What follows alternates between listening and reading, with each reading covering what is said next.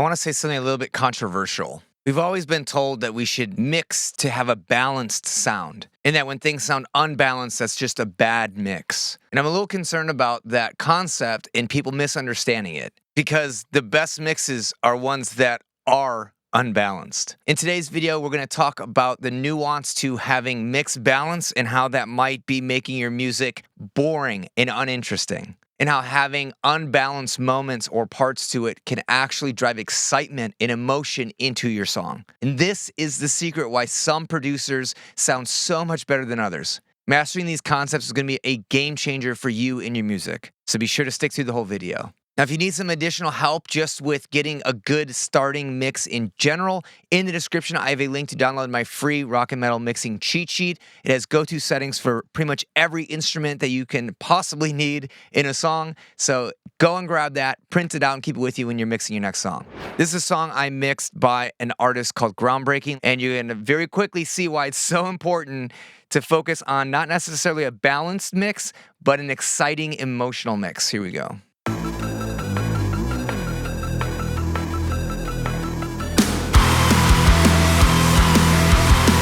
If we go to the chorus.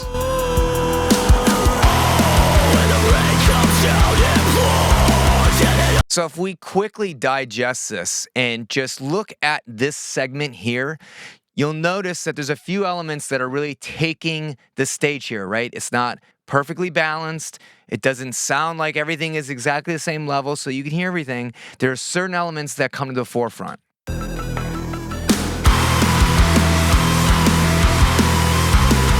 The snare is super loud. The kick is on the loud side as well. And then we have that really kind of cool, eerie synth lead that is probably louder than it should be.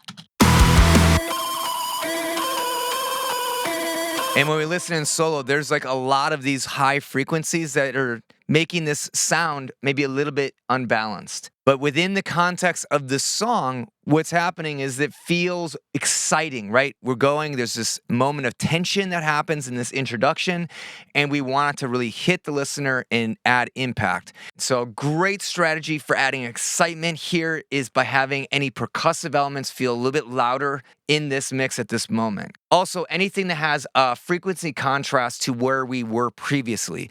So this is kind of dark and moody. And it's definitely band limited here. We want to bring in a lot of high frequencies, things that add contrast to that previous part. This is the exciting part. This is the part that makes you want to keep listening to the song. If we come in here and make an adjustment now, let's go back to the drums and just balance the snare drum so it sounds, boring and even with the drum kit. And then let's also turn down that really high frequency synth lead.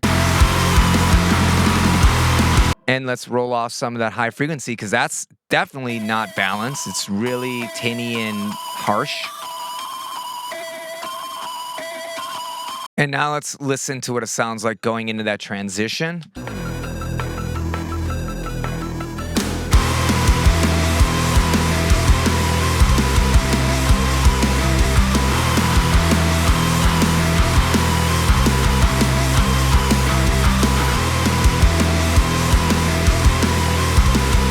I hope that highlights how much more exciting something can be when you have a few elements that are slightly unbalanced in your mix. Now let's check out vocals.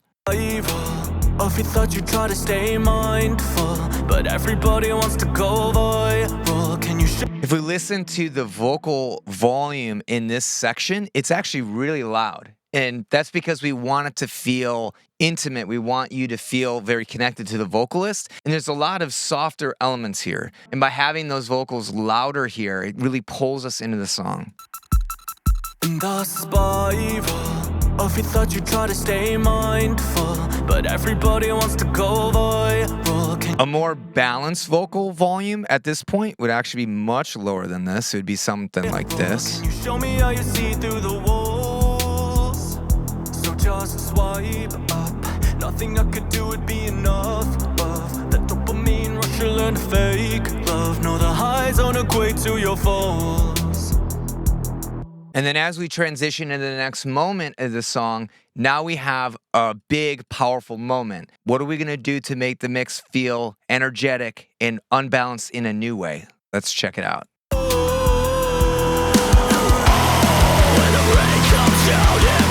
So as a producer, we're confronted with this problem. We have this very delicate part that is going to a larger, bigger part. We have a very loud vocal initially. So how are we going to make the mix and shift the mix so that it becomes unbalanced in a new way that adds energy and excitement? Again, we can lean on a louder kick and snare, which I've done here so that it is driving and it's more powerful when it comes in.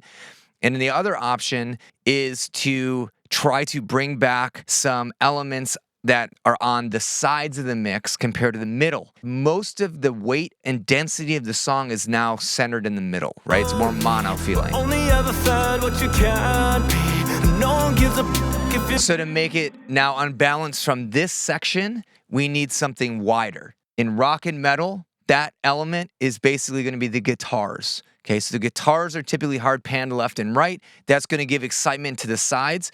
And then maybe some cymbals or percussive elements that we can also bring up might also help fill that in. So if we look in my mix, to draw that contrast from previously, we have an increase in volume of the guitars on this next section to add that imbalance.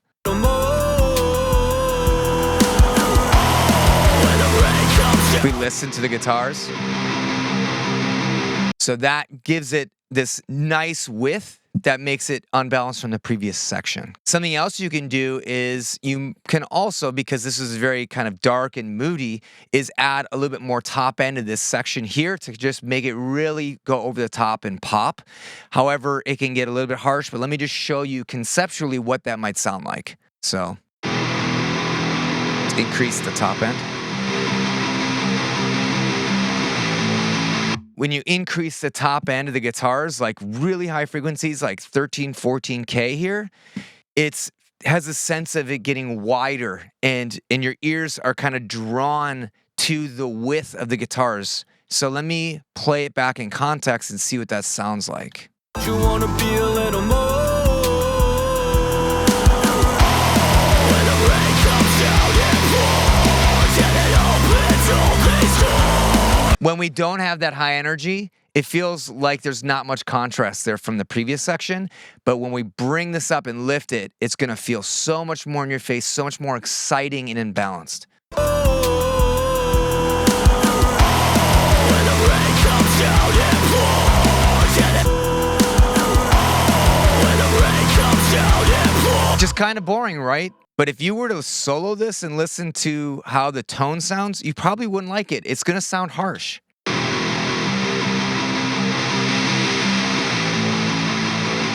Right? There's too much there. And it can sometimes, when you have that much high frequency stuff, take away from the vocal. So if you find yourself fighting the vocalist, you probably want to yield to the vocal.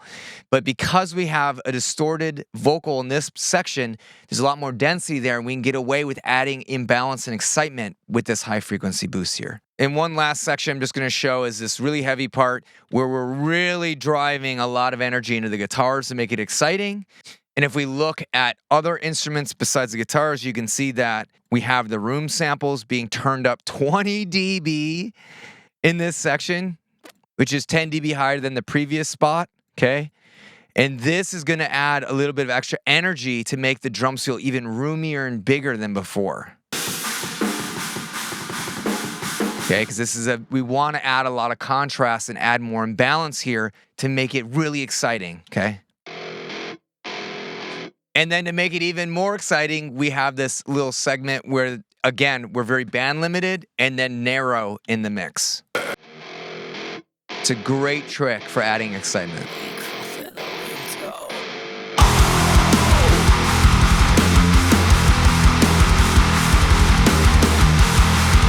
And we can get away with this much imbalance because the vocals aren't present the entire time.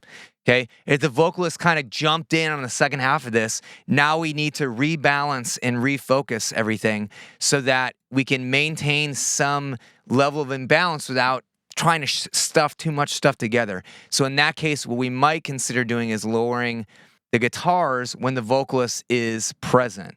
But in this case, there really isn't a vocal presence for this section so we can get away with really, really loud guitars to fill that gap, make it imbalanced.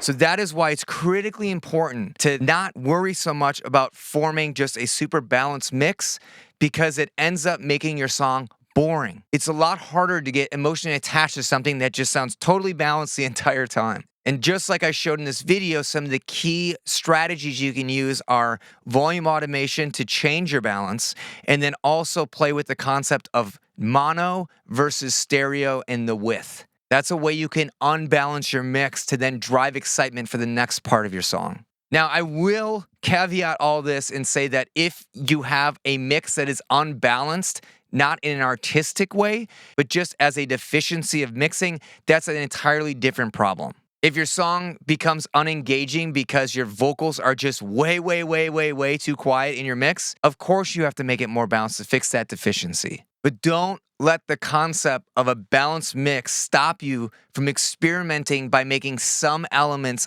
unbalanced to make it fun and exciting. So let me know in the comments below. Are you mixing for a balanced mix, or do you try to add emotional moments where things become really unbalanced to drive excitement into your songs? And if so, what are you doing to do that? Let me know in the comments below. Don't forget to grab your free rock and metal mixing cheat sheet. There's a lot of great go-to settings on that sheet that'll help build your foundation of your mix so you can start implementing some of these unbalanced moments in your songs. If you like this video, give it a thumbs up, hit the subscribe button, and if you want to support me, you can click the join button to get access to a bunch of member-only videos. I actually have a full vocal mixing workshop that's available on there. It's super affordable, and your support means the world to me. My name is Bobby Balo. I'm the mixing mastering engineer at Rayton Productions, and I'll see you in the next video.